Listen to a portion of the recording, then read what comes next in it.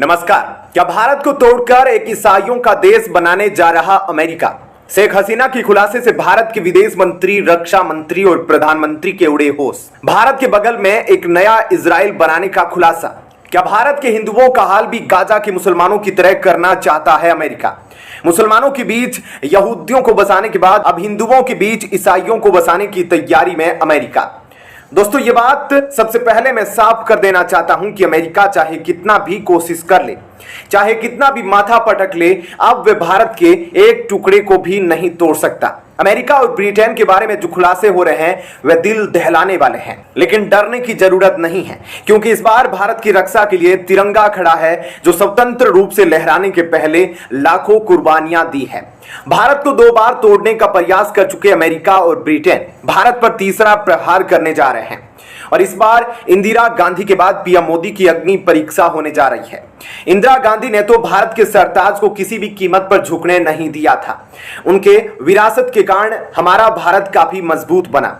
उनसे कई गलतियां भी हुई, लेकिन अब पीएम मोदी को अग्नि परीक्षा देनी होगी। मोदी के लिए पिछले 10 साल काफी आसान रहे थे, लेकिन अब जो खबर आ रही है उसमें भारत को अपनी ताकत का प्रदर्शन करना होगा, और इस बार पाकिस्तान नहीं बल्कि सीधे अमेरिका से भिड़ंत हो सकती है। रूस भी चीन के पाले में जा चुका है। ऐसे में देखना दिलचस्प होगा कि मोदी भारत के सरताज को कैसे संभालते हैं। कई कठिन परिस्थितियों में पीएम मोदी ने अपने भीतर के विश्वास और धधकते हुए जिगरे को पूरी दुनिया को दिखाया है। मजबूत संकल्प के कारण उन्होंने कई कठिनाइयों पर विजय प्राप्त की है। लेकिन क्या अमेरिका से टकराना इतना आसान है, और वह भी बिना रूस के? तो आइए जरा अमेरिका की साजिशों का पर्दाफाश करते हैं और भारत को सतर्क रखने की बिगुल फूंकते हैं। देखिए, भारत और बांग्लादेश में हिंदू और मुस्लिमों के साथ साथ कई धर्म के लोग चैन से रह रहे हैं, लेकिन एशिया की शांति पश्चिमी देशों से देखी नहीं जा रही। अब अमेरिका यहां भी इजराइल और गाजा की तरह लाशें बिछाना चाहता है। आगे बढ़ने से पहले मैं अमेरिका से पूछना चाहता हूं कि क्यों नहीं आप कैलिफोर्निया को तोड़कर एक मुस्लिम देश बना रहे? क्यों नहीं कनाडा के टोरंटो को तोड़कर एक हिंदू देश बना रहे?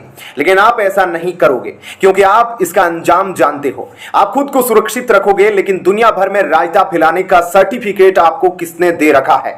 दरअसल साउथ एशिया में अमेरिका को कोई ऐसा देश नहीं मिल पा रहा है जिस पर वह आंख बंद करके भरोसा कर सके। भारत के साथ तो अमेरिका अपने रिश्ते मजबूत कर रहा है, लेकिन भारत रूस को छोड़ने के लिए तैयार नहीं है, और साथ ही हम चीन के साथ बिना वजह विवाद भी नहीं करना चाहते। यह भारत के चमकने दमकने और फलने फूलने का समय है। ऐसे में हम अमेरिका के चक्कर में खुद को बर्बाद करना नहीं चाहते, जबकि अमेरिका को साउथ एशिया में एक ऐसा देश चाहिए जो जरूरत पड़ने पर जान देने के लिए तैयार हो, और साथ ही भारत को भी परेशान कर सके, क्योंकि अगले 3 सालों में ही भारत इकोनॉमिक रफ्तार के मामले में चीन और अमेरिका के नाक में दम करने वाला है।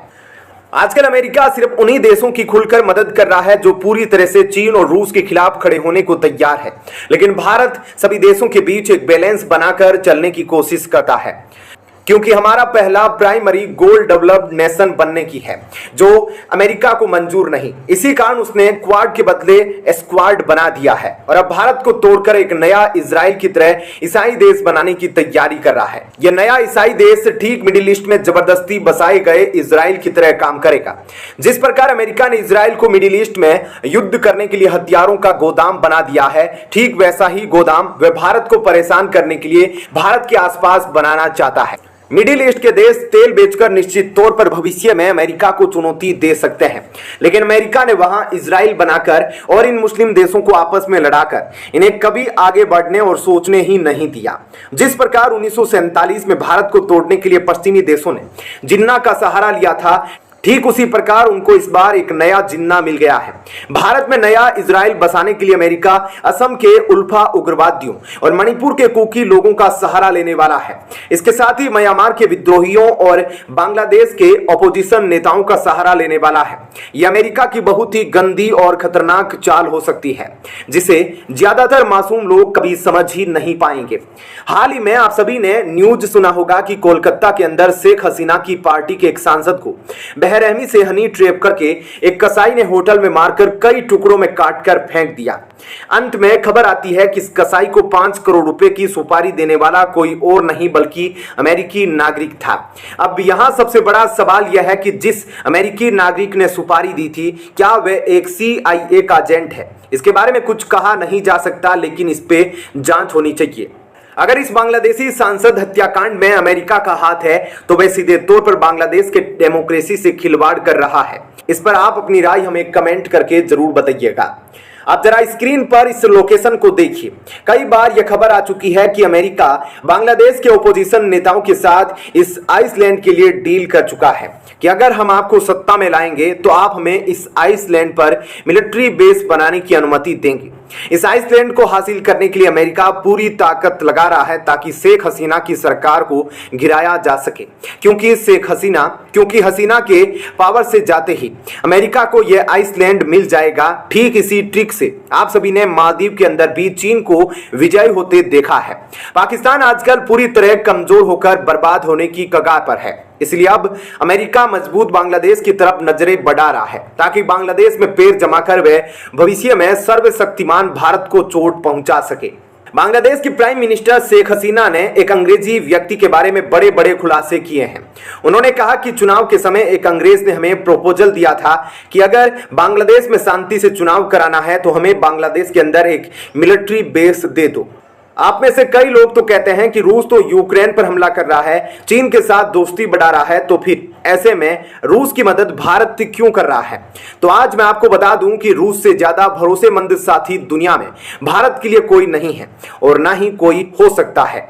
इसके बारे में हमने आपको पहले ही अपने कई सारे वीडियो में सबूत दिखाए हैं। अगर आपने नहीं देखा तो आप एक बार जी चिल्स चैनल पर जाकर देख लीजिए। बांग्लादेश के प्रधानमंत्री ने जो अमेरिका के बारे में खुलासा किया है उसे जानकर आज रात को पीएम मोदी को नींद नहीं आएगी। अगर मान लीजिए कि अमेरिका और ब्रिटेन फिर से भारत को तोड़ने की कोशिश करते हैं तो ऐसे में भारत की मदद के लिए कौन आएगा? आप में से कुछ लोग सोच रहे होंगे कि आखिर अमेरिका और ब्रिटेन भारत को क्यों तोड़ेगा? कहा जाता है कि हिस्ट्री रिपीट्स इटसेल्फ। आप सभी जानते हैं कि आजादी के समय 1947 में भारत को तोड़कर पाकिस्तान बना दिया गया था। फिर उसके बाद 1971 में ये सारे पश्चिमी देश भारत को तोड़ने आए थे और कश्मीर को पाकिस्तान का हिस्सा बनाना चाह रहे थे। कई लोगों का तो यह भी मानना है कि वेस्ट बंगाल को पश्चिमी देश बनाना चाहते थे, यह पूर्वी पाकिस्तान यानी आज के बांग्लादेश में शामिल हो जाए। इसलिए दोस्तों, इन अंग्रेजों ने पहले भी भारत को छल कपट से हराया है और टुकड़े टुकड़े किए हैं। ऐसे में आप पूरी तरह से आंख बंद करके अमेरिका और ब्रिटेन पर भरोसा नहीं कर सकते। यह सब सिर्फ दिखाने के लिए भारत के मित्र बनते हैं, लेकिन इनका पहला एजेंडा होता है कि भारत को रूस से दूर करो और दूसरा एजेंडा होता है कि भारत और चीन के बीच विवाद पैदा करो। आप खुद सोचकर देखिए, अगर हम बिना वजह चीन से विवाद पैदा कर लें और रूस से दूरी बना ले और उसके बाद 1971 जैसा जब अमेरिका भारत पर हमला कर दे तो फिर हमारा क्या होगा? आप सभी ने न्यूज में सुना होगा, आजकल अमेरिका और ब्रिटेन के जहाज भारतीय शिपयार्ड पर मरम्मत के लिए आ रहे हैं, लेकिन वास्तव में ये लोग भारत और बांग्लादेश से मिलिट्री बेस हासिल करना चाहते हैं। अमेरिका और ब्रिटेन की गंदी नजर हमारे अंडमान और निकोबार द्वीप समूह पर भी है, इसलिए सतर्क रहने की जरूरत है। और बांग्लादेश की प्रधानमंत्री शेख हसीना जो बातें कह रही है उसके अनुसार हमें अपने फॉरेन पॉलिसी में भी बदलाव करने होंगे।